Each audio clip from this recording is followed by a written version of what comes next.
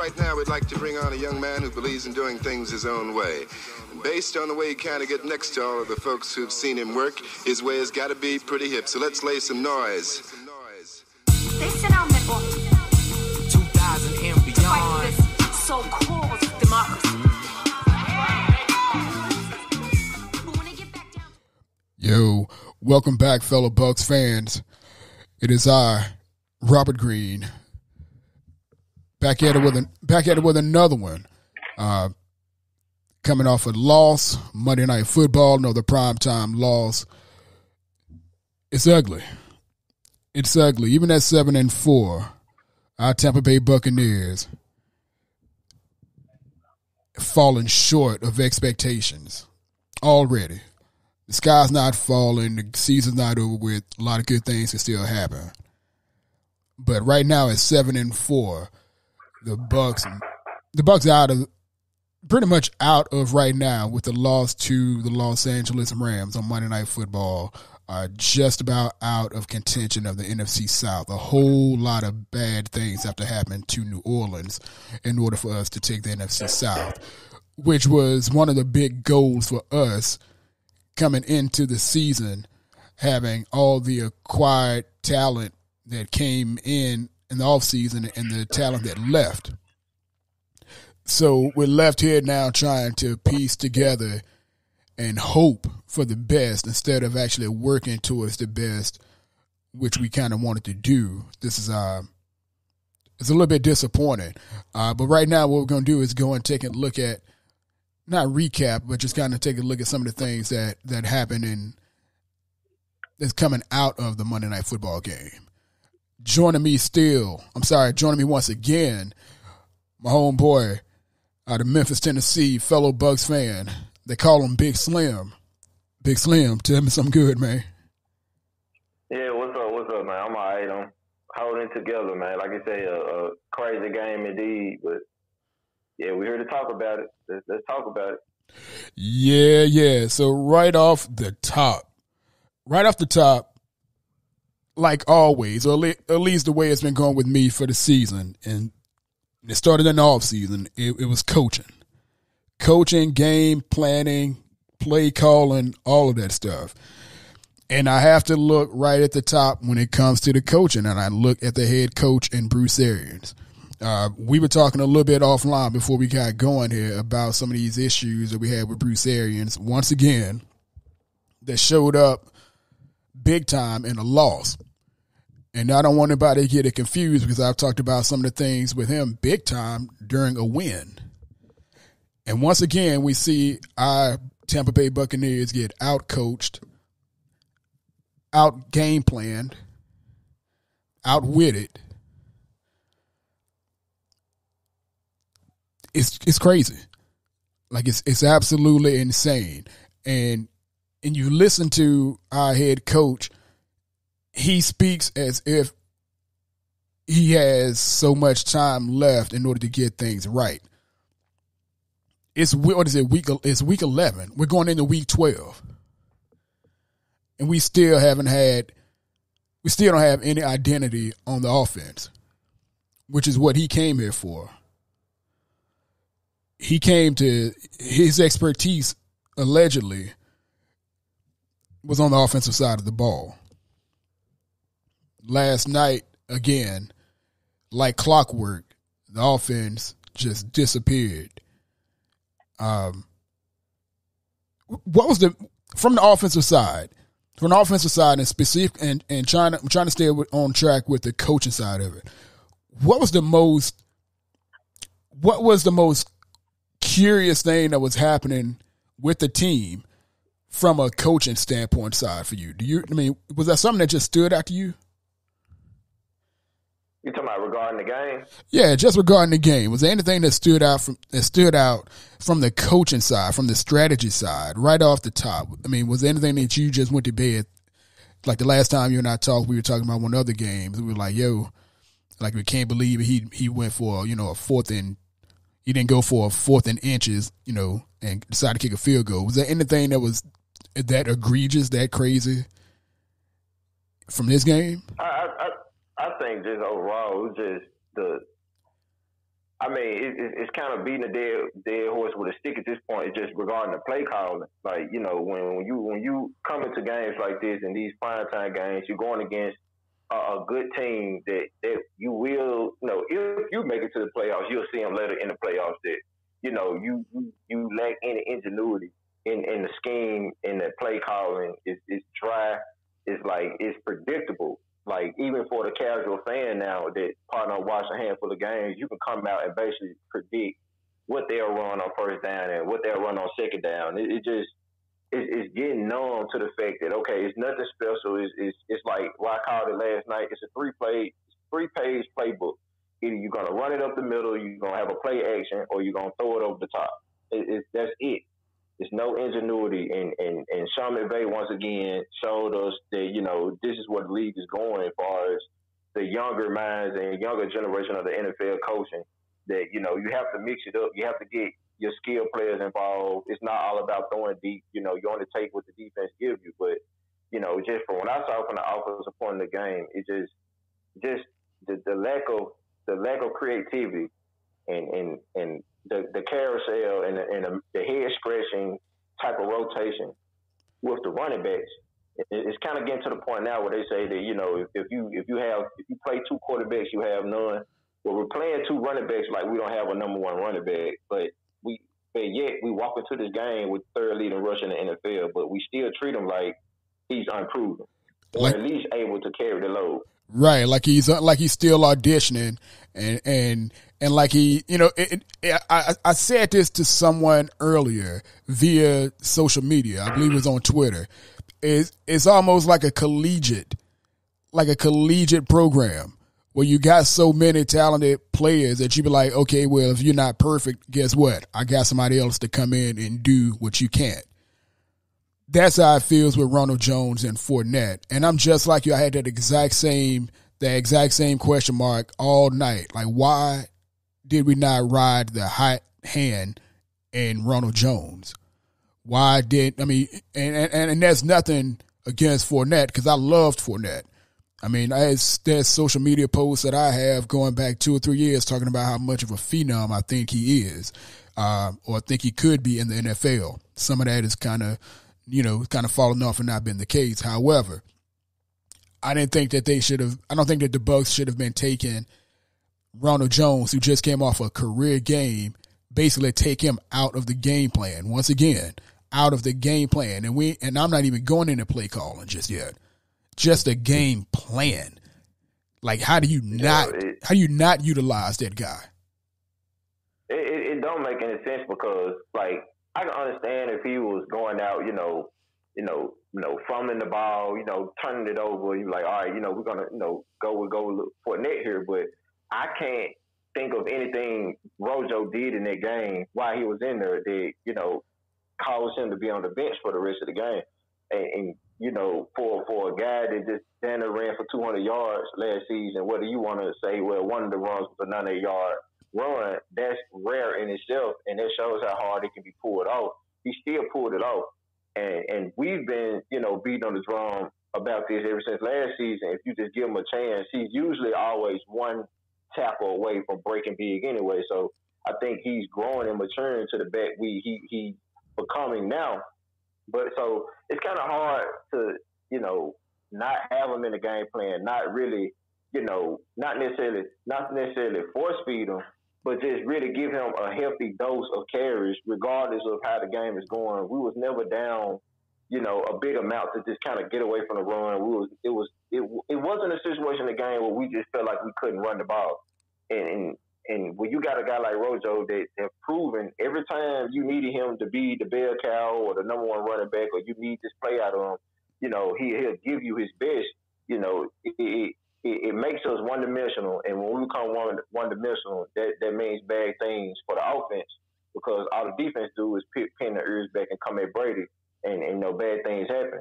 So it's head-scratching to understand why, once again, Rojo come off a career game, but yet he's used little to none in this game. Like, I don't think he was hurt. I don't see what we were saving him for. Like, why, he wasn't in the game, but why we didn't utilize him any more than what we did, for this game. So I just don't understand. You like you say, it's kind of like one of those big programs that just got 3, 4, 5-star running backs. You know, they have 2, 3, 5-star running backs in the backfield, and they trying to get them all involved each and every game. But it's just weird to me. I don't understand why Rojo, and I think if we had more of a running game, regardless of the fact if he ran for 100 yards or not, 8 carries is not going to cut it. Yes. So yeah, and on the night he did get 10 carries. He got somehow. I swear to you, I don't remember anything after that screen pass that dropped. I don't even remember how many. I actually don't remember his runs at all. I know he got hit behind the line or at the line that lost a yard on a play or two, but he did end up with 10 carries. Leonard Fournette ended up with 7 carries. Again, going back to Rojo, 24 yards on his 10 carries, 17 yards on Leonard Fournette's, and they both had a long of 6 yards, But then again, like you said, it made the team one-dimensional on the offensive side of the ball. And we look back, and again, there's really no reason to not have Ronald Jones, not just as your starter, but as the guy to kind of get the running game going, to get the offense going. If we're being for real, getting the offense going. Ronald Jones, third leading rusher in the NFL with 754 yards. Dude is a killer if you just give him a chance. And like you said, we've been preaching this, or at least trying to preach this, since last year. And, eventually in week 9, I believe it was, he actually took over the starting spot. But it doesn't make sense to not game plan this man. It doesn't make sense. Leonard Fournette averages 4 yards a carry. Ronald Jones averages 5 yards a carry. Yeah. And he's one of the leading players. I think he's top 3 in yards after contact. Right. This dude has been nothing but good when he had opportunities. And then that also spans over to the notion, I say narrative a lot, but it's a notion that he cannot catch the football, as a passer. That's absolutely false. Much like the running game, if you give that man opportunities in the passing game and you just continue to give him opportunities in the passing game, he makes things happen. This man can catch the ball and break it just the same way he can when he does on a handoff. You've seen it. It's been that since last season if you paid attention. But the confirmation bias that goes all the way back to draft time a couple years ago when he did get drafted, the notion was he did not make a living. He did not make a reputation of catching the ball out of the backfield at USC. The deal was the offense at USC didn't utilize a running back that was catching the ball out the backfield much, if at all. So anytime that Ronald Jones does anything imperfectly in the pass game, if he drops a pass that touches his hands, it's confirmation bias and people lose their damn mind. Like, oh man, see, and then the same shit, if you pay attention, again, look at Leonard Fournette. Same shit. Leonard Fournette can catch. Leonard Fournette dropped, I think, one pass. I think it may have been 2. But 2 of those passes that he dropped, much like when Ronald Jones ended up getting a couple passes credited to him or charged to him as a drop, the ball were bad passes. But nobody wants to, I say nobody, people absolutely just don't want to hear that. They don't. They want this shit to be run like a video game where these guys, if the ball touches their hand or if it goes in their direction, it absolutely must be a catch. Sometimes it's not. It's a bad catch. It's a bad pass sometimes. Bad things happen, but don't stop going at them. Don't stop going at them. It's crazy. Yeah, I agree, man. I agree. And like I say, I think a lot of it is it's kind of an ego thing. Like, it's kind of like, where he dropped one pass, all right, you come out and don't come back in. And that's ridiculous. They all pros for a reason. You know what I mean?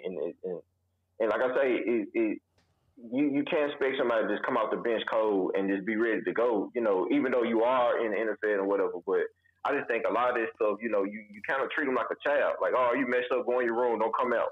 Right. Like, just get, if Rojo has been, kind of known to have this confidence thing, then the worst thing you can do is reprimand him for those things. Like, keep it going. As you can see in the Panther game when he turned the ball over, lo and behold, you stick with him. Look what he gave.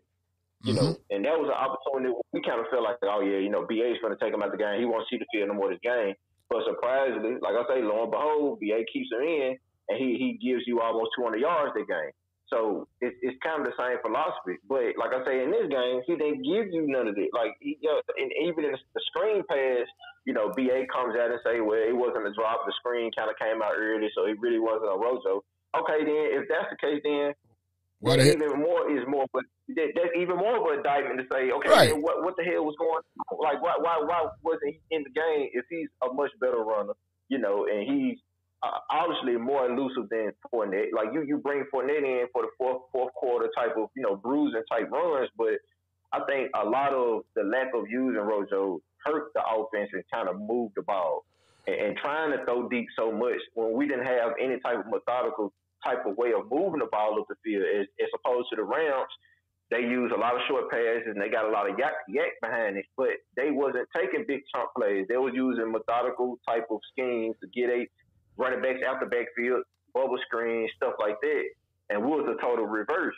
Yeah. So even if they couldn't run the ball, even if the Rams couldn't run the ball, they still did short plays, kind of an extension of the run. We didn't do that at all. So it was a bad game plan, and it really just, like I say, the quicksand effect. The harder we try, the quicker we fail, the quicker we sunk. And again, and this is all tied into game plan, which is the responsibility of the head coach. Yeah, we understand that. We understand that there's a grievance against Byron Leftwich and play calling and so forth, and that those are valid. Those are valid criticisms, and it's a valid reason to be questionable of him and his ability, going off of what we've seen so far. But more than that, it is the actual direction in which this team on offense is going, or where they even want to be. What does it want to go and what does it want to be? Like, nobody, it's week 11. Like, this is the 11th game of the season in the Tampa Bay Buccaneers with all this damn talent. All these moves that are made to win now. Everything that's going on in the Tampa Bay Buccaneers, 7-4. And the offense has no identity. None. Absolutely none. None, man. It's like having a sports car that keep running hot. You only can enjoy it for a little minute. You better get what you can out of it, but you're going to be on the side of the road. That's how our offense is. Serious business. Look good. It look good, sound good. You might have a thrill a short time, but it's going to run hot on you, and you ain't going to really be able to do much. You're going to be dragging and slugging up and down the field, and that's how it is, man. Like I say, all last night, I was sitting here like, okay, what's up, Rojo? Why we ain't run the ball? Run the ball, run the ball.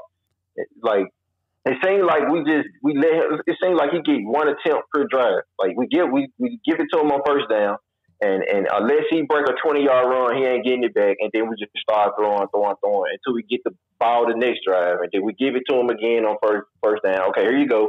All right, we back to passing. I don't know, man. I don't know. I just don't understand. Yeah, I don't understand. I don't think many people understand. And I mean, there are some people who want to defend Bruce Arians. There are some people who no matter what are always, right now it's not on Bruce Arians for a lot of people. Again, it's going straight to Byron Leftwich. It's going straight to Byron Leftwich. And I don't think that's necessarily fair. He absolutely deserves criticism. He needs to be looked at sideways, because no matter who you are, if your job is to do a certain thing, no matter what it is, and you are passionate about that job, you will do whatever you need to do to get that one thing accomplished. If that means not doing what the guy above you or next to you says that you need to do every single time, then you need to do that. You need to do that. You need to do whatever it takes to make something happen. You need to make some noise, ruffle some feathers if need be. You need to reject whatever is being told to you that will get in the way of accomplishing that one job that you have to do. Unless your one job is to make this one thing or one person happy, which is to the detriment of the team. And that also, again, that goes to Bruce Arians. Bruce Arians and this game plan, this offense is come up short. It came up short last season, and I spoke on it last season at the bye week 6. I wrote about it. It felt like a lateral move from the previous head coach, only the expectation was so much higher. And he's failing. And it's not just on losses, fellow Bucs fans, if you're listening and paying attention. It's not just on the losses. I've brought this stuff up on the wins as well. Because how many times have we seen this defense of ours bail out the offense? And then it gets hidden behind complimentary football. That's not complimentary football, y'all. It's not. The one thing that this team has going for itself, the one thing on this team that you can almost put your hat on, even if it's frustrating, the one thing you can rest your hat on is the defense is going to show up at some point and going to look like a dominant unit at some point. Earlier in the season, it started out at the beginning of games and it went through the entire 4 quarters. For most of the first 5-6 games until Vita Vea got hurt. Things kind of changed a little bit. But again, I don't want to go too far away from Arians real quick. One thing we wanted to touch on from Arians and his questionable acts as a head coach and also as the architect of this offense, just talking about some of the things that he brought up in the press conference that came up after the game. Before we came on the podcast, generally, I try not to comment a whole lot on what Bruce Arians says in the press conference immediately after the game. I learned to stop doing that because he always backtracks, and I try not to judge him unfairly on him speaking so emotionally, seemingly after games. That's me trying to throw him a bone and not trying to be an a-hole myself. I don't think it's fair. I almost don't think it's fair to talk about or to comment too much on some of the players after a loss because they're so emotional. But then again, I'm thinking about it, well, damn, you're a head coach. You're supposed to be able to handle yourself before, during, and after a game, no matter what the result is. I can't do that with Bruce Arians. I can't. Because he'll just say whatever the hell he wants to say and spin that shit 2, 3, 4 times backwards 12 hours later when they talk to him again. It's crazy. Someone asked him today. Someone asked him about somebody asked him about the game plan and injecting new faces and all this continuity stuff that was going on with the team now, and if it took a toll on what the offense was being able to do week in and week out. And I'll go ahead and play that right now, man. This is his response to the question about continuity and playing with some new faces and everything going back to the beginning of the season and into right now. This is Bruce Arians. Game plan. So I don't think it's a confidence problem whatsoever. It's just still it's not lack of trust. It's just lack of continuity within the offense of the whole picture. That was Bruce Arians on whether or not his quarterback had a lack of confidence. And his response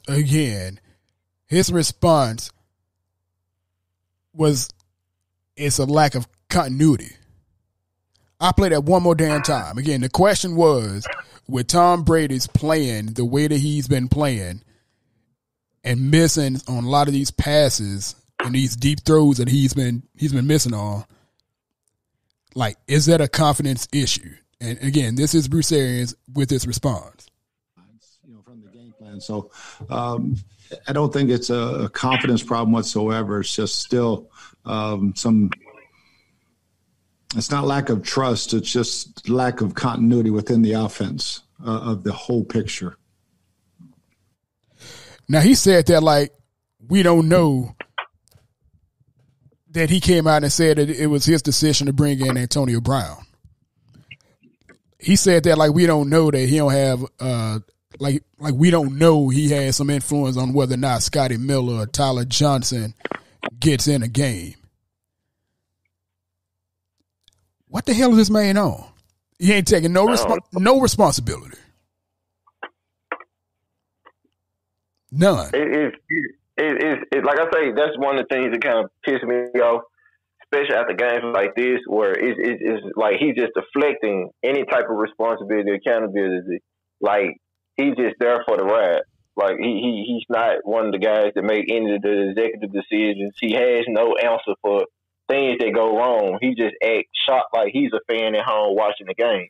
Like, you are in the building. You really are responsible for whatever goes out on the field every Sunday, Monday, or Thursday night. So it's for a guy that gives those kind of vague, open-ended answers. It just kind of shows, like, okay, like, how much skin in the game do you really have? Like, what's going on? It's a lack of leadership. Like, it kind of, for me, it confuses me on, okay, who is really calling the shots in their building? You know what I mean? Like, what, like, for you to give these answers and say, oh, it's not a confidence thing, it's a continuity thing, and it's all these things. It's like, it's becoming a circus. You know what I mean? Like, it's becoming a circus. It's like you, like, a person that doesn't have control of the team, or a person that doesn't want to accept responsibility when things doesn't go right or things isn't going right. Like you say, it's week 11. You know what I'm saying? Like, I think the continuity thing needs to be out the window. Like, it's week 11. Like, long out the window. The continuity thing is out the window because you got rookie quarterbacks that have came in under the same circumstances, new team, new everything, new system, and actually been in the NFL for the first time. You know, with Tom Brady, he's been in the league 20 years. Like, you might have some unfamiliarity with certain things, but come on, it's week 11. By this time, you what, five weeks away from the end of the season. At some point, you should have been turned the corner on, the issue between continuity and or confidence, and or is this working and is not working, and just figure out what works and what don't. It confuses me, bro. Like I said, it's just a guy that just deflecting accountability, and he goes on them podiums, and he barely can even look people in the eye and give straight answers. It just, it's this, it's that, man. Like, we need a better answer than that, man. Right, and to be fair, again, this is me. I try my best to be as objective and try not to be an a-hole as much as I can. But to be fair, again, it's almost like, well, what do you expect him to say? Say anything other than the bullshit you've been saying. Say anything say anything that gives yourself some credibility, that builds you into being a leader more so than being a bystander. I should not have to listen to my head coach. I'm sorry, I should not have to listen to the head coach of my team, my favorite team, get up and sound like a goddamn podcaster. He shouldn't get up there and sound like he just watched film for the first time too, like he just got hold of all 22 and he just broke down the stuff for himself. Like, well, what I saw was, man, you're responsible for all of this stuff that you just saw. Like, you're supposed to have something. You're supposed to have something to give the fans to explain, or the reporters who's asking these questions to explain exactly what's happening. And if you don't want to answer some of these questions that they say, man, just pass the question on. But don't go saying some of this silly stuff and trying to sell these and basically talk like he talks like he's a commentator. He's talking like he's trying to fulfill that job that was it CBS that hired him to be a commentator or an analyst a couple years ago, and he wasn't worth a damn in it. He talks like he's still trying to do that job. Facts. Like I hate it. I absolutely hate it. And while I'm saying I absolutely hate it, here you go once again. If anybody has ever watched or listened to this podcast and listened to me speak on Bruce Arians, I personally do not dislike Bruce Arians, not as a person. I don't know him, never met him. He does great things in the community. He has a great charity. And they got a damn thing with him being the head coach and being the face of the Tampa Bay Buccaneers and what he puts on that field and what he's been putting on the field since last season. I don't give a damn how good of a person he is. I'm not talking about his personality as a person off the field. I'm speaking about Bruce Arians as a head coach and his lack of foresight, his lack of being able to come up with an actual game plan to make a team actually play the Buccaneers not as a generic fucking unit, man. Every damn Sunday, the Tampa Bay Buccaneers go out there and they look like exactly like the same nothingness on offense. And I'm specifically talking about the offense because the defense makes adjustments every game, win or lose. No matter how much people want to hate it or not understand it, the defense actually makes adjustments.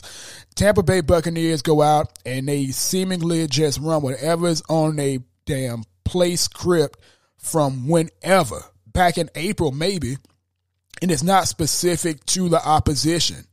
Nothing.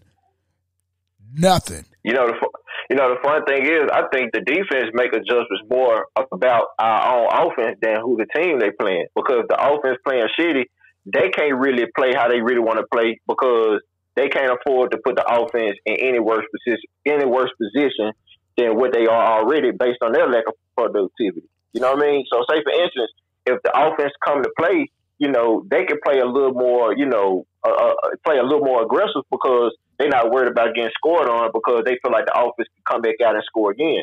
But when you got an offense that just basically sputter all game long and can't hit on all cylinders and they're worried about getting scored on because they don't have faith in the offense coming out scoring or driving the ball or being able to just at least, control the ball, turn possession, do anything. I think that affects the defense as well. So I think it's kind of twofold what the defense does. I think the defense adjusts for whatever team they playing somewhat, but they also have to adjust based on what the offense is doing as well. And it's sad, man. Like I say, every game you can expect the defense to do whatever. And trust me, the defense isn't perfect, because it's not like they playing the Panthers or they playing, a bottom of the barrel team every week. They're playing good teams, i.e. the Chargers. I mean, not the Chargers, but the Rams. So, they're going to get scored on. The opposing offense is going to do things to kind of mix it up and make it kind of hard for the defense. But I think a lot of it has to go into, they definitely have to keep in mind that, okay, well, we really can't do all this because of the offense is not playing good. You know what I mean? That's how I feel. Right, and that's reflective again on the score. Like they can't get super loose, they can't get creative or do a whole lot of things partially because of this score, as well as what they're dealing with on the actual roster. We had the most important piece of our defense, Vita Vea, when he went down. I said it long ago. I said it back in April when we were talking about the draft, when people told me I shouldn't be talking about what happens or what could possibly happen if an injury occurred.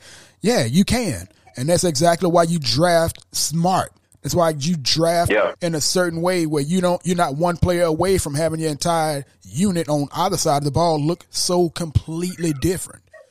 And I'm never letting off of that. Like that shit is true. You can absolutely can plan for your future. You absolutely can plan to make sure that you can have two dominant players when possible on the field at the same damn time. And the Bucs were in position to do that. But to your point, again, when Vita Vea left due to injury, everything changed for the defense. And the defense is still good enough to win. The defense is still solid. And we shouldn't have won. Yeah. We shouldn't have lost 3 out of the 4 games we've lost. Shouldn't have. Absolutely. Should not have. Fact. But when you take Vita Vea off the field, you don't have the ability, or you don't have the leniency to now run man to man and run press coverage all the damn time. Why?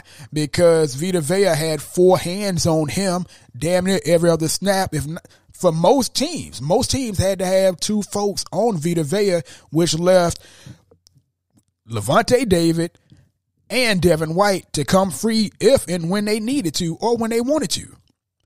So you can press with Carlton Davis, who's a good man coverage guy. You could press Jamel Dean, who was still, working on himself. Same thing with Sean Murphy-Bunting. Yeah. So you can do those kind of things, but when you take him off the field, guess what? You're going to have to drop back and play zone. You have to mix up those looks a whole lot and try to be creative that way because you don't have that advantage that you had with that one player there. So, so there's a lot of fans really upset about anything that looks like a zone coming from Todd Bowles. But he has to play that because you playing hurry-up offenses like the Rams did, like New Orleans would end up doing. You have to play zone to make sure that the BUCS ain't getting run on for 30, 40 yards down the field every other snap. And that's the thing. I ain't mean to cut you off, but that's the thing. Like we'll kind of talk about, before we got on. It's just like everybody, clamoring, getting about this zone issue, and I don't understand where people is coming from with this. And you just made the perfect point. Like it's like I don't understand. Like unless y'all want to get scored on, a lot more than we do. Unless y'all want big 70-yard passes and a guy catch a ball and break free for 80 yards, 70 yards, whatever the case is. It's not practical to run man where everybody's yelling. Oh, run press man. It's not that simple. It's really not that simple. Not based on the defense we get. It's really not that simple. Nah.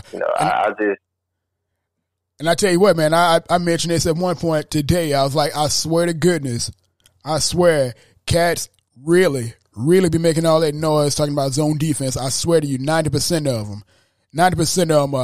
hate to see a zone just because it don't work in fucking Madden. That's why they hate to see zone. Like they don't know what the hell they talking about. They don't know what the hell they looking at. They just hate to see a player let another player catch the ball. Now I hate to see the defense 10 yards off the line too. Like I hate it. It makes me nervous. It messes me up. But then again, when you ain't getting no pressure on the quarterback, I'm like, I would rather see that wide receiver 10 yards in front of my defender than 10 yards behind. 10 yards behind his ass, headed to the house. You want the defender looking at the receiver from the front or from the back? Because that's how that shit gonna go. And Jamel Dean is a solid player. Sean Murphy-Bunting been having an up and down season. A lot of it's been down, and I've been on him. But those guys ain't locked down corners. They're not as good as Carlton Davis.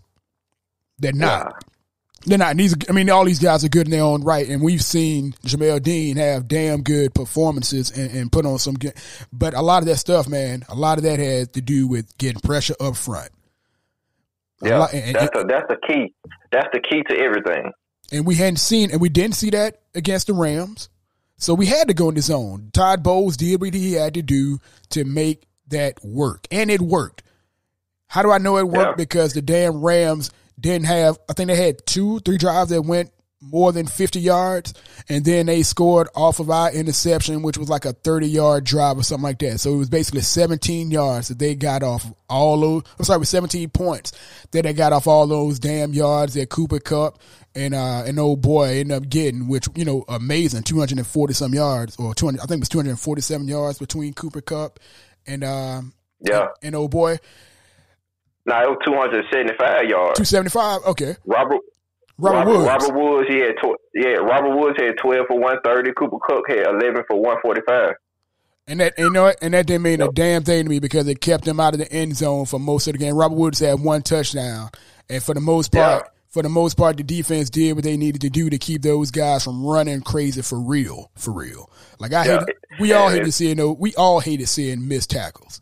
Like that shit was bad to see missed tackles. Ain't nobody happy with seeing that. And that was the thing. It wasn't necessarily about, okay, we run his zone and they just racking up yards. A lot of those yards came from run after catch because of mixed tackles. It wasn't because the player wasn't there or that there was the zone, it was the wrong zone play or the zone was bad. Like, no, it was just players not making tackles when the ball got in their zone. They just wasn't finishing the tackle, and that's why they was able to break out for those yards. So it wasn't nothing wrong. Like, and like I say, if for the people that's yelling, oh, we should have been playing man, if that was the case, Cooper Kupp would have had 200 yards. Robert Woods would have had 200 yards. It's been a lot worse. And a couple more touchdowns to go along with it because they've been well past guys. Right. So when you look at it, man, a lot of it, that was just bad tackling, the misfortune of those folks not making the tackles, especially with SMB. He was missing a lot of tackles, he was getting caught on those zones. But, I'm fine with the 145 and the 130, from Cooper Kupp and Robert Woods, respectively, because it was only one touchdown out of the both of them. Robert Woods was the only one that scored. So let's not negate the fact that the Rams can't move the ball. They can move the ball. They will move the ball. Like that's a given. So I'm cool with it because if you look at it, okay, Cooper Kupp had 145, Robert Woods had 130, but they didn't run the ball. So even if you take one of those receivers and drop his yards down in half and get it to one of the running backs, then what? You know what I mean? So just because they had those two receivers for over 100 some odd yards don't necessarily mean that it was trouble. They just couldn't run the ball. So like I was saying earlier, they just kind of did extended run plays. Okay, we can't really run the ball, so we're gonna throw these quick short plays to a Cooper Kupp or a Robert Woods, bubble screens, and they turned them into big games. Yeah. Because of broken tackles. It's the same as a run that got broke, for a large game because they were essentially passes either close to the line of scrimmage or behind. So it's the same thing. Right. And just that's broken tackles. Exactly. And that's in between those two guys, man, they had 28 damn targets. Yeah. 28 targets and 23 catches. So yeah, and again, the yards look terrible. Cooper Kupp and Robert Woods put up big numbers, but then it just didn't mean anything to me. It just didn't mean anything to me because they didn't kill us. They didn't. I mean, they weren't running free. They weren't doing a whole lot of they weren't doing a whole lot of damage. They was eating up yards, obviously, because that it's yards. It's. I mean, that means something absolutely, but it don't mean anything to me because it didn't reflect on the damn scoreboard. It just didn't. And something that Tampa Bay Buccaneers fans should know, as well as any other fan base, yards ain't points.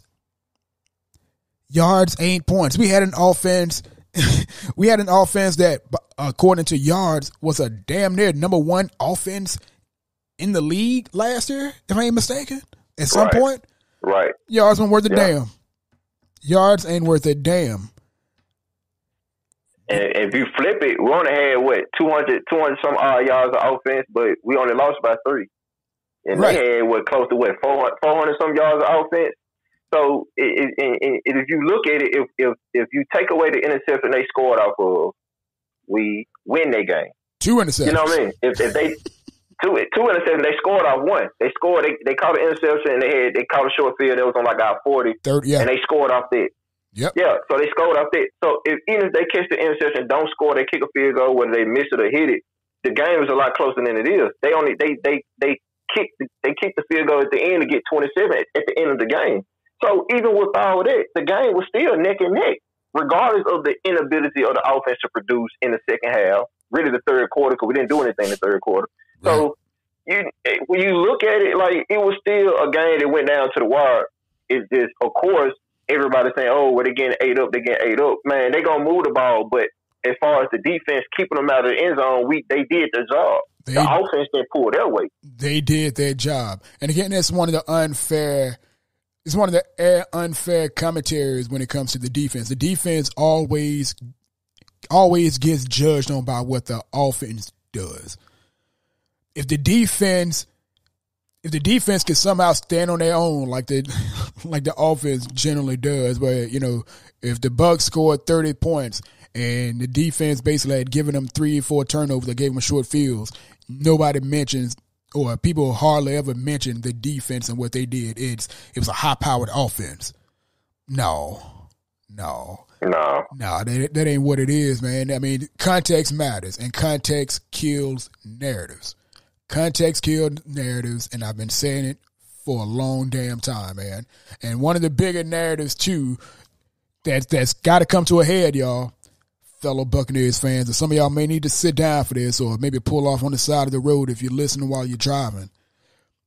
One of these narratives, one of the biggest narratives, got to die much sooner than later, and it involves our quarterback. I mentioned it on the last podcast with the play reaction. This narrative that our quarterback is untouchable, can't be criticized, can't be looked at, or he can't be done. He can't be treated less than being put up on a pedestal. That shit has to end. ASAP. Nah, he's not above reproach. I don't give a damn what he did in New England. I don't care how many rings he got. He ain't did it in Tampa Bay.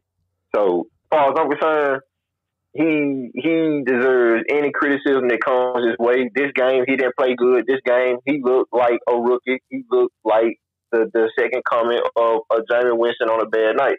You know what I mean? It was throws that was going on that I don't know what the hell he was looking at. Like, when two interceptions, it could have been three, all to the same person, the high safety. Yeah. And you telling me he couldn't see him? He throwing deep balls that the high safety is just running towards the spot and getting overthrows. Now, it's not like a high safety beating the receiver to the spot like it's a jump ball and he just, just basically, mousing the receiver and getting the ball himself. These are overthrows. He's just catching up and basically reading Brady's eyes and going for it, and the ball is hitting him right in the hands. And it's to the point where the receiver doesn't even have a chance to jump for the ball because the ball's so far ahead. So I don't know what Tom Brady was doing out there. To me, it looked like he was throwing the game down there. Like he got prop bets going on, and he's making sure he get his money. Hey, Bavado, that's how it look. Bavado.lv. Bavado got something on him or something, man. But for anybody who, you're a Bucs fan, so you probably watched the game. You definitely had to watch the game. This is what his stat line looked like. Tom Brady, the greatest of all time quarterback, and I'm going to be real specific. Anytime somebody says greatest of all time quarterback, and I might just throw in quarterback of his era, Tom Brady, our quarterback, who we love, 26 of 48. That's 54%, y'all. The last time we had a quarterback that came in here throwing 55%, anything other than 60%, I was on his ass. Same thing going on with Tom Brady. I don't care what he did before. I don't care about the last game. But this is 2 times out of the last 3 games in New Orleans as well as against the Rams that he's looked this way. In New Orleans, he had 50. It was a 58%. He was at 58%, so it was a little bit better. Well, it was actually a lot better. 58% completion, 22 out of 38. But again, his stat line: 26 of 48, 54%, 2 touchdowns, 2 interceptions.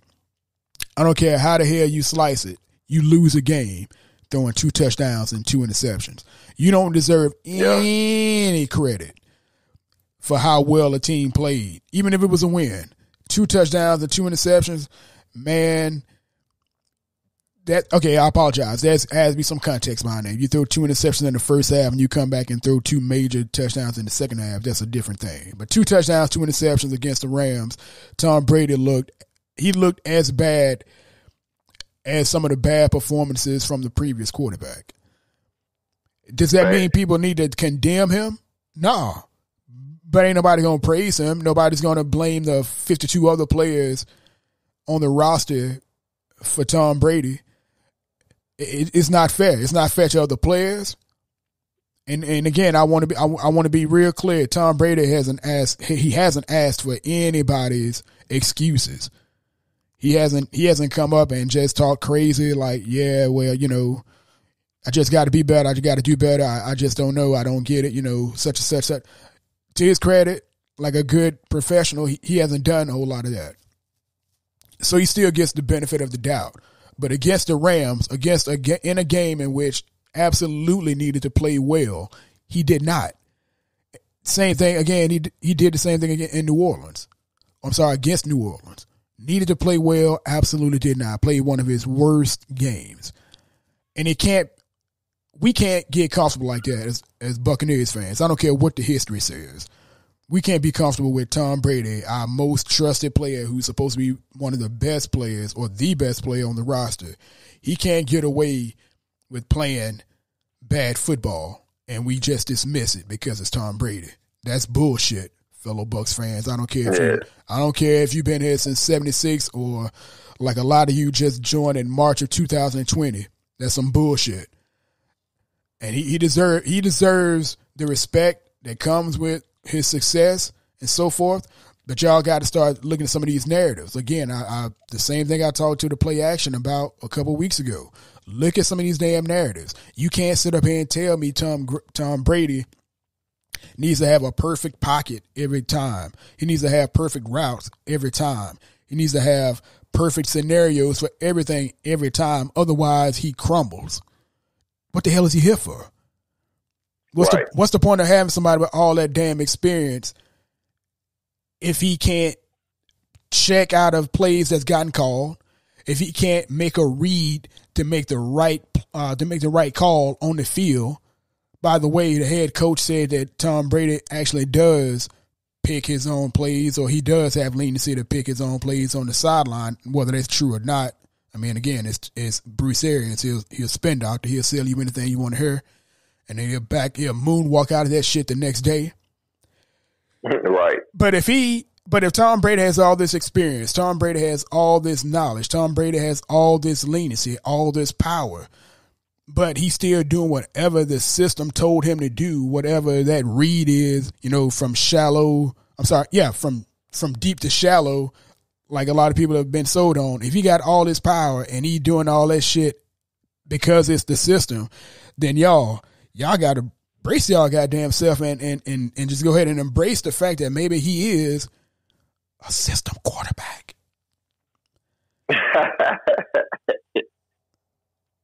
For better or worse. He just may be. And again, I'm not knocking Tom Brady whatsoever if he's a system quarterback, because some people think that's a dirty word, like game manager. You ain't worth a damn as a quarterback if you ain't a game manager. Right. That's the first step to being a good quarterback, is being a game manager, learning how to manage the damn game and keep yourself composed and play the game as the game and not as an emotional roller coaster the way that some folks got used to. But Tom Brady in these past three games, 2 of them, he ain't looked worth a damn as a game manager. And people now want to blame it on the system. What the hell is that? I don't know, man. I think a lot of people just clamoring, to point the finger. And don't get me wrong, it's enough blame to go around. But absolutely. Just to keep things, it's enough blame to go around. But for me, just to kind of keep things, and keep things kind of concentrated on just the game itself from last night, I definitely feel like Tom Brady made things, as far as his decision making, as far as the reads he saw, especially with those interceptions, man. Like, if the play calling was what it was, the play calling wasn't up to spec, let it be that. But you overthrowing interceptions, and 2, they could have been 3, especially with the one to seal the game in the end. Play calling or not, that came down to the decision making of the quarterback who had the ball in his hands. When you go back and look at that play, you had at least 2 other guys you could have dumped the ball off to, and in that situation, the first down is 10 yards, not 25 yards. You had no reason to go deep, make a chunk play at that time. You had plenty of time with a timeout in your back pocket. You still could have chipped away, and you got Mike Evans open on the little cutback dig. You got Leonard Fournette that just broke out of the backfield on a quick little option route. You could have went at least 2 different ways on that ball. You didn't have any pressure, the need to get the ball away that quick, and even if it was, why throw it up that deep? So, it like I say, it's enough blame to go around, but if I just kind of keep things, in perspective of what's going on, and when you look at his stat line, and, based on, what I saw in the game, Nah, man. Like Tom Brady, he played pitch poor. Yeah. And the decision making was a huge factor. Terrible game. And this is Tom Brady from his post-game press conference or Zoom conference. This is him on the explanation on how you on that last pass that became an interception to Cameron Brate. Popped it over Cam's head, so just a bad read, bad throw, decision, everything. Can't happen. And again, that's a professional speaking, man. He was heartbroken. He knew he had basically, lost the game for his team.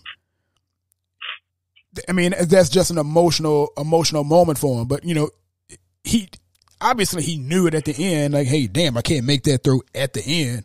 But where's all that during the game? Like, what was being said between the snaps, in the huddle, on the sideline? What was being said to say, hey, if you don't have it, throw it away?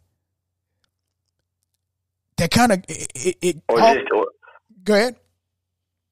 No, I was gonna say or if you don't have it, throw it away, or don't, like you say, don't go for the deep to shadow look. Look from the shadow to deep look. It's the 2-minute drill. We just need to at the very least go up and kick a field goal. Ryan Succop has been everything and more of what we asked him to be this season from our previous kicker role. So I have full confidence that Ryan Succop can make a game time field goal if need be, if we put him in the right position. So it's exactly what you're saying. What's being said on the sideline, what's been agreed on the sideline, what is the mindset in the huddle, what's the conversations going on to say, okay, guys, we just need to get up and get the field goal. Let's at least get up and get position on the field goal. So it's I don't know, man, because like I say, even with the stat line, if you just look at, the 26 or 48, 216, 2 touchdowns and 1 interception at that time, he still had a very, very, very good chance to win that ball game, even with a dismal stat line as is. Uh-huh.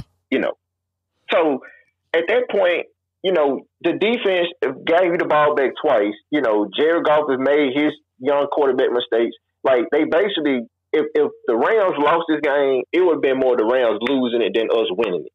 So, Tom Brady, you have this opportunity smack dab in your hands. There was a time for you to say, okay, this is when my 20-year experience kick in. Hey, guys, we're going to take 10 yards at a time. We're going to get up. If we got a chance to go for the touchdown, we'll take it. But if not, they just move methodically up the field. They just get in position to get the tie. Let's take it to overtime. It just, I don't know what was going through his head. I don't know throughout the whole game. The deep ball hasn't been there all game, from, just, besides the drop pass on Antonio Brown that hit his fingertips. But for majority of the time, the deep ball hasn't been there. An interception and almost another interception have showed you that. So it was no need to throw deep balls. Cam Brate isn't the tight end to kind of throw up the seam anyway. It wasn't. I don't know. It's like I say, that was one of those situations where I was sitting on the couch like, huh? Like, it's just one of those situations where he was like, you know what, fuck it, I'm ready to go home. Here you go. I'm ready to go. Here y'all go, and let's fuck it, because that's what it looked like. Hey. That's what it felt like. Hey, he got that page from the Buffalo Wild Wings. He was like, "Hey, shut this bitch down. We got." Just wait. What he went on the sideline. Giselle sent him a nude text or something like, "Baby, come home." Hey, he was like, you know what? I ain't got time for overtime. I'm fuck this overtime.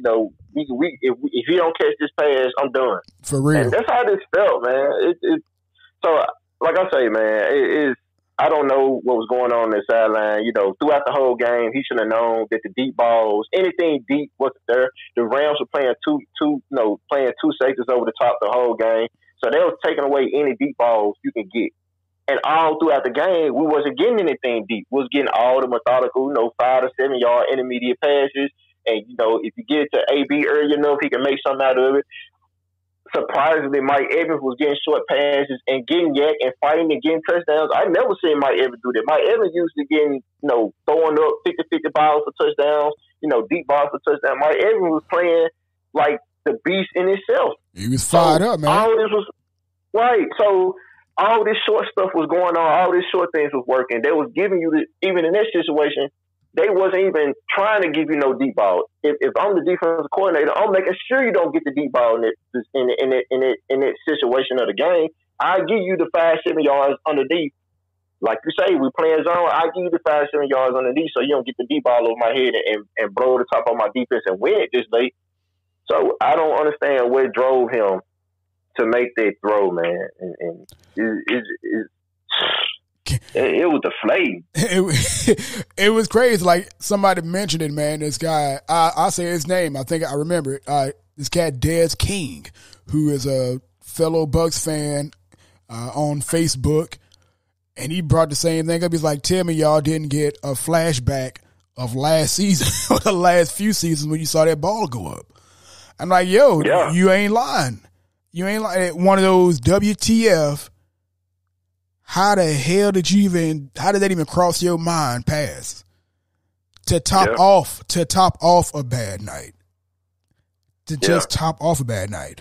And again, it was super deflating to watch him, like any other player, go through the loss and then try to come back and speak at a press conference.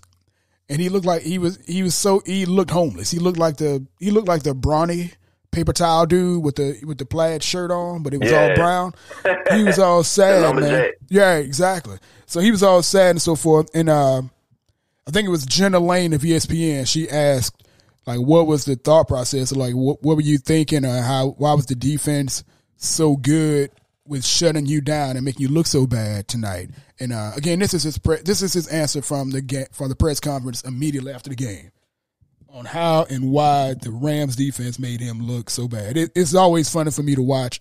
It's so funny for me to watch him at his press conferences, man, because he's so visibly annoyed or visibly hurt when somebody asks him something he don't want to answer. And this one cracked me up, but this is his response to why the Rams defense made him look so bad on Monday Night Football.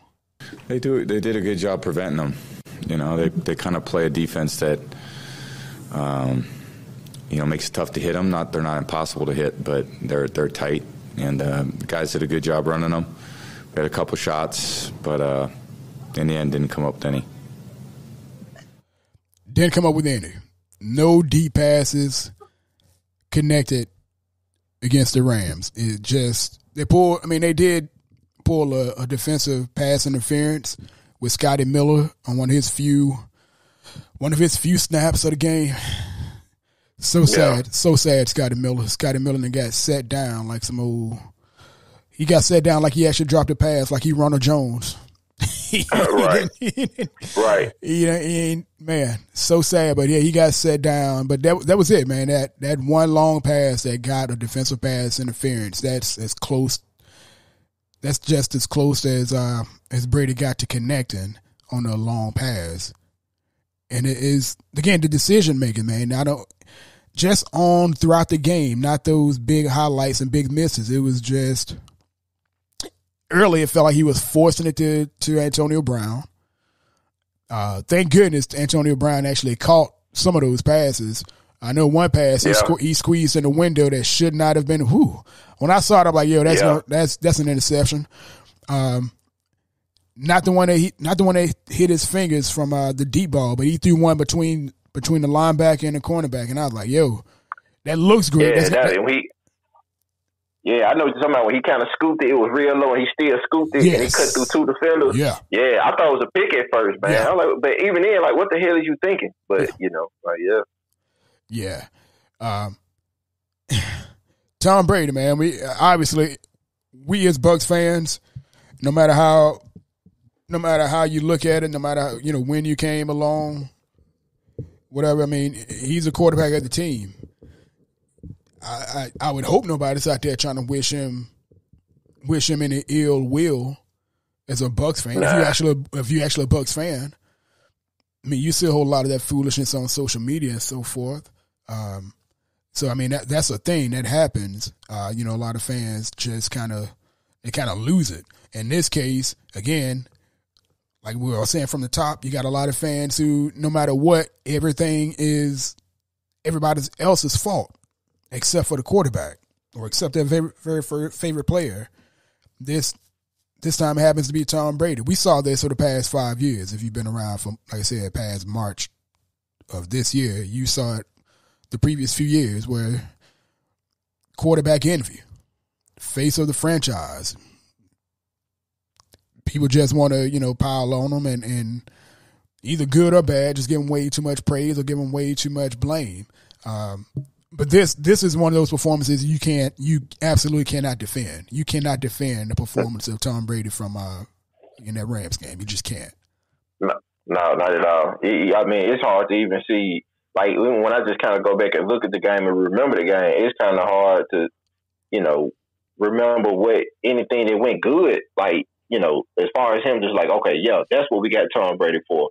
It feel like he just let you down and he let you down in pivotal drives, drives that either went 3 and out, or drives, or like the drive that came up in the interception, or the last drive, or just the inability to move the ball. I think it was just the whole performance of Tom Brady was a letdown, for the main part. Yeah. I think Jared Goff just outplayed him. He did, and that's strange as hell. That's strange as hell to say. Right, it's sad to say, man. Jared Goff outplayed him, and it's even, and like I said, even this morning when I wake up to some of the national pundit headlines, that it was to the point that Jared Goff played him that he ain't feel the need to go out and shake the man's hand after the game. He went straight to the locker room. Hey, I'm gonna say this. I sound like Pimp C, but I'm gonna say this right here. For years, cats were talking about Gerald McCoy, one of my favorite players in BUCS history. I hated that he went to another team, especially in the division. However, for years, people talked about him smiling and shaking hands and so forth and being friendly. I tell you this damn what. Had Tom Brady took his mock ass out there in that middle of the damn field and shook Jared Goff's hand after throwing a goddamn interception to lose the BUCS a game, smiling and carrying on, man, I done walked my black ass all the way from Inman Park in Atlanta, Georgia. I would have walked all the way to fucking Tampa, Florida, all the way to Raymond James Stadium and whooped his monkey ass. I bet not see Tom Brady smiling and carrying on after throwing a game-losing interception. What the hell he need to be What the hell he need to be out there shaking hands for? For what? For what? I don't care about him ever shaking another person's hand after the game, especially after a terrible performance that just lost the game for us. Let's say, okay, let's put some perspective on this. Let's say the Rams were the team to go down and make a game-winning drive. Let's say it was Jared Goff who took his team, 50, 60, 70 yards down the field, and they won the game off of a game-winning field goal or whatever. I would expect to see Tom Brady go out to the middle of the field and shake his hand. That's a hell of a performance by a quarterback. That's him being a good sportsman for somebody who just put on an amazing performance, no matter what happened before that drive, to come out and help his team win. That's good sportsmanship. But for my quarterback to throw a game-losing interception, for him to walk out in the middle of, if he didn't take his ass to that locker room, shit. I better not see him smiling. Not once. The camera better pan off of him. Turn the TV off. Serious business, man. Serious. They've been making a big deal about that since Nick Foles and so forth. But when you play that bad, you better not go out and shake nobody's hand if you unless they just put on an amazing performance to win the game themselves. Yeah, like I said, they got to have something to talk about, something to nitpick about, man. But me personally, I really don't put that much stock in it. I say if the shoe was on the other foot, maybe Jared Goff would have still came out and shook his hand. It's a form of sportsmanship. But at the end of the day, who gives a fuck? Who cares? Who cares? Okay, he ain't shake his hand. Obviously, he wasn't too happy about the results. If anybody plays sports, when you lose in that type of fashion, are you looking to go shake somebody's hand? No. You know what I mean? And he's human. Like I said, he's human. He probably hates the fact that he threw the game away like that. So he just ready to get in the locker room and go face the music. He probably got to go walk in that locker room amongst his teammates, amongst other men, and he 50 other guys gonna look at him like, damn, bro, you blew it. Go. Right. You know what I'm saying? You blew it. So I don't want to, you know. And he wasn't the only person that didn't go on the field and shake hands. You know, so it's no big deal. You know. So me personally, I feel like, you know, they gotta have something to nitpick on. You know, he's Tom Brady, so you know Tom Brady got to be this role model. You know, this model athlete, but they human too, man. You know what I mean? They got emotions, they got feelings, they get happy, they get sad. Michael Jordan done did it, LeBron James done did it. Any you know, perennial athlete, Hall of Fame athlete, GOAT-ish athlete, GOAT-ish athlete, whatever you want to call it in the sport, have lost games in a fashion as such. And I would say display unsavory sportsmanship in regards to shaking the other team's hand, but it's not the end of the world, man. You know, with nowadays, you don't know if he just got back in the locker room, calm down, and send Jerry off for text.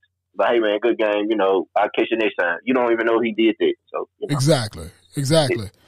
And again, I mean, when you're talking about players with that high level of competition and that level of being an alpha, the way some people say alpha, I don't know why we say that, but you know, when you got that much of a competitive level within you, you better take losing personally. Yeah, absolutely. And you better take your performance personally. Absolutely. So, yeah, I mean, again, it's just talking heads and it's crazy. However, again, you and I, BUCS fans, we love Tom Brady. We love Tom Brady because he's a part of our team.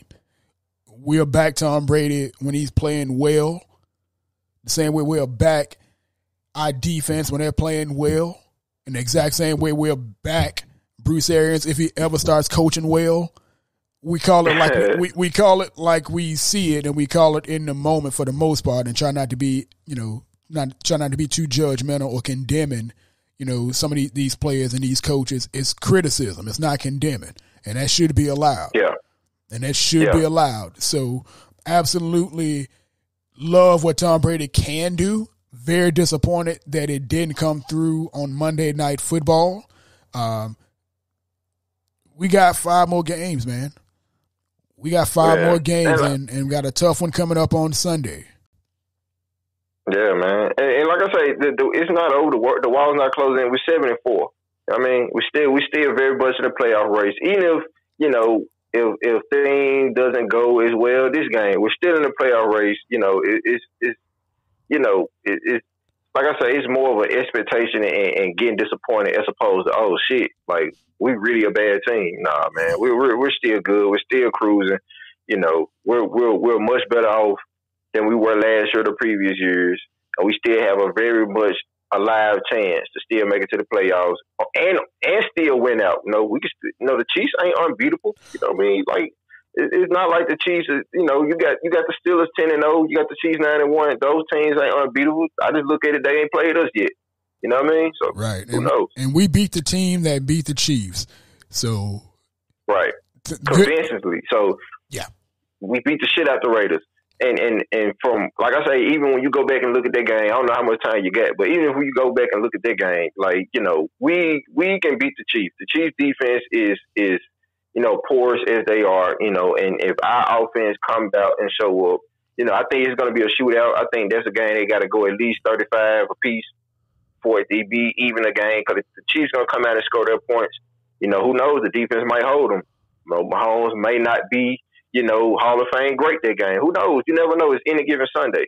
But it's a winnable game. I'm not throwing the towel in like that. I'm not just automatically chalking that game up as a loss, but they beatable. You know what I mean? Yeah, absolutely. I don't see nobody on their defense that can hold who all we have if we come out and play. And, you know, given the history of how we lose this season, once we lose, we come out and kick the shit out the next team. Chiefs better watch out. And serious business on that note, to this point, y'all, to this point, Tampa Bay Buccaneers have not lost back-to-back games this season. And that's the longest that we can say that, going back, I believe, to 2007, I believe it is. This is the farthest we've gotten without losing back-to-back games. So, yeah, good things can happen. The Chiefs are beatable. It can happen. We beat the team that beat the Chiefs. They got a lot of weapons. We got a lot of weapons. The only damn thing, and again, this comes full circle. The only damn thing that can stop the Tampa Bay Buccaneers that I've yet to see on a continuous good, even as consecutive back-to-back games, is our offensive game planning and what the coaches do. That's literally the only damn thing that I have a question about when it comes to matching up against the Kansas City Chiefs coming up on Sunday. I believe it's a 4:00 kickoff. It's basically come down to offensive strategies. And if there's actual game plan, that's it. The Bucs are definitely going to miss having Vita Vea once again in the middle of that defensive line because that little running back loves going up the middle. That little son bitch. Edward Hilaire's a little powerful little bastard. He loved going up the middle, man. And we gonna we're gonna miss Vea. We're gonna miss Vea there, but we've missed him since he's been gone. But yeah, they are definitely beatable, man. That's gonna be a hell of a game. We're gonna sign off for the moment, man. But I want to thank you, fellow Bucs fans, for joining in. Thank you for sticking around. I'm Robert Green. That's Bigg Slim. Check him out on Facebook. You can find him out on. You can check him out on Real Bucs Talk. He's always active in that forum, as well as the Buckaholics and Tampa Bay Bucs fans as well. Am I correct? Yep. I'm all through the Bucs group. You can catch me in all those. Like I said, on Facebook, you can just find me BIGGSLIM Bigg Slim. Just shoot me a DM or something, man. We can talk about Buccaneer football. Indeed. Once again, I thank you very much, fellow Bucs fans. I'm Robert Green. That's Bigg Slim. You're welcome.